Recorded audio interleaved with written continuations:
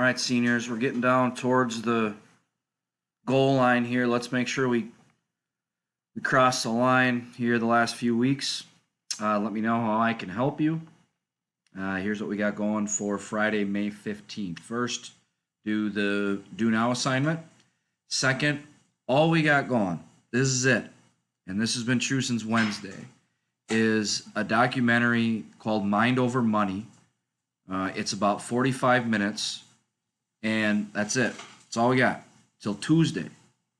So there are some questions to answer, and then there is a reflection on that documentary. Those are the two things that you need to get done for Tuesday, May 19th. So it's not very long. This is a good opportunity for some of you to get caught up if you're behind.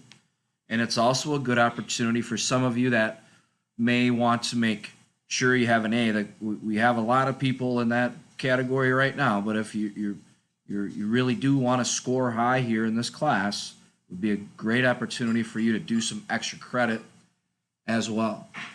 So we got pulling for you guys. If you need help, please ask me. Have a great weekend.